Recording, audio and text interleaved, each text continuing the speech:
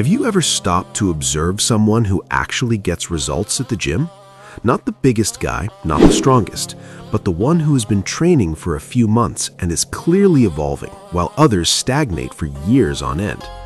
There's something different about the way these people train. It's not supplements, it's not genetics, it's not even the program itself.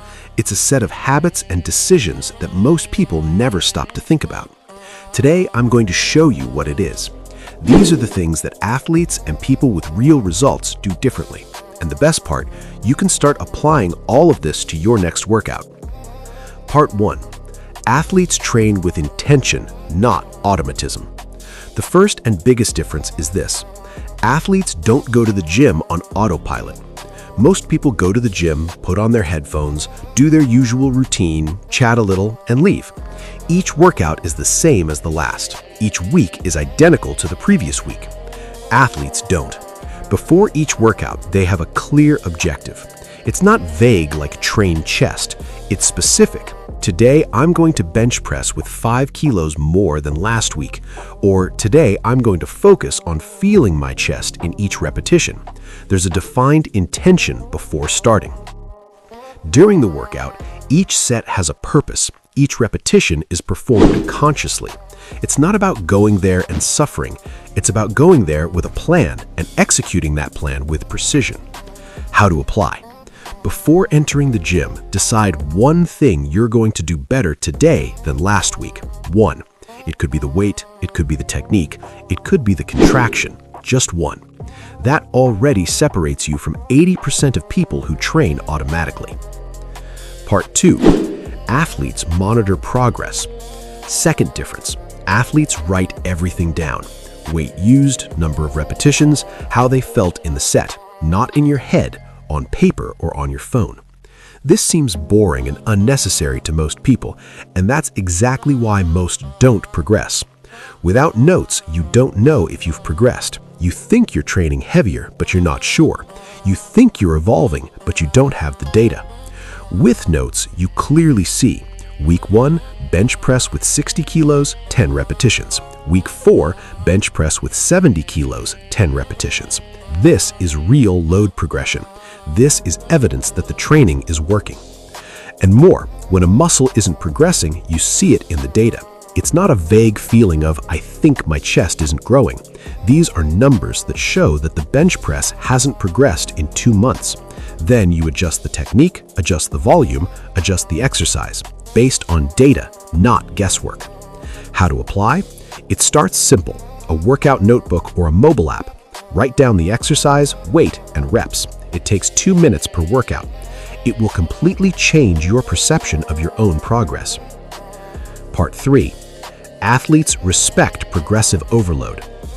Third difference, and perhaps the most important from a physiological point of view, athletes understand and apply progressive overload. Progressive overload is the principle that the muscle needs a greater stimulus than it is already accustomed to in order to continue growing. If you always use the same weight, the same number of sets and repetitions, the body has no reason to adapt. It is already adapted. But most people do exactly that. They go to the gym, grab the same dumbbell as always, do the same number of repetitions as always, week after week, month after month, and then they wonder why they aren't growing. Athletes progress systematically. Every week, or at most every 2 weeks, something increases. It could be 2 kilos more in the load. It could be 1 more repetition in the last set. It could be the same weight with better technique and a more intense contraction. There's always something progressing. This doesn't need to be dramatic. 2 extra pounds per week on the bench press is over 100 pounds of gain in a year. It seems like a small amount per week. It's transformative in the long run. How to apply?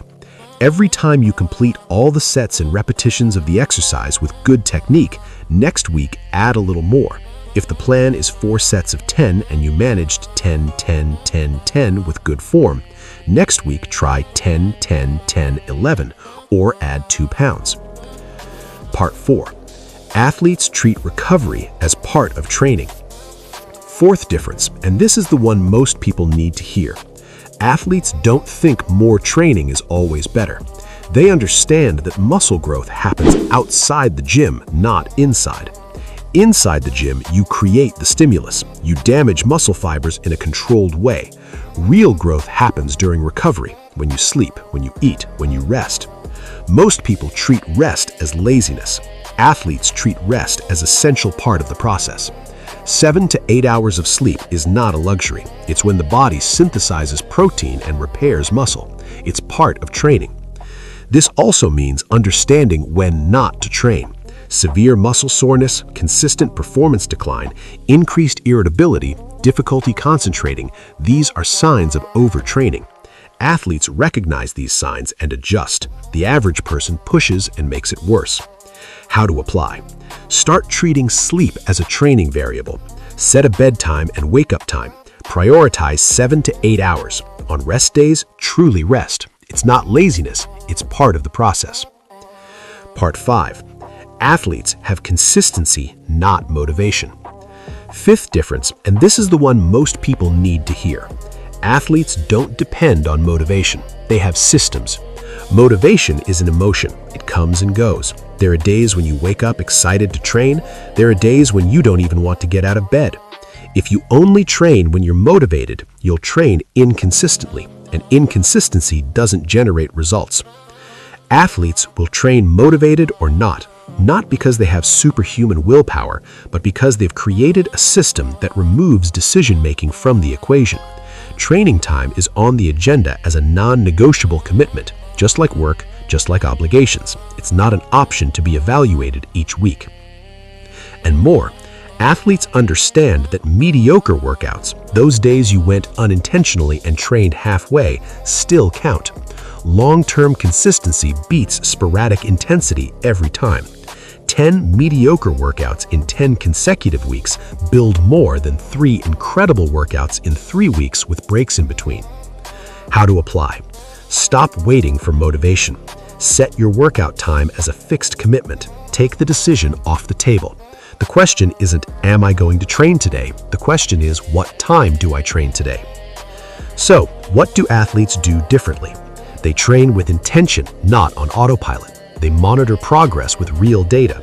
They systematically apply progressive overload. They respect recovery as part of the process, and they have consistency based on systems, not motivation. None of these points require special genetics. None require expensive supplements. None require a miraculous program. It only requires changing the way you think and act in relation to training. Start with one, just one. Choose what makes the most sense to you now and apply it to the next workout. Then add another, progressively, the right way, just like the progressive overload that you're going to start applying. If this video made sense to you, leave a like. This helps the channel grow and reach more people. Subscribe so you don't miss the next video, and tell me in the comments, which of these 5 habits are you not yet applying? Which one are you going to start today? I want to know. I'll answer everyone. Until the next video. Hey everyone, like this video, subscribe for more fitness tips, and share it with your friends. Let's get stronger.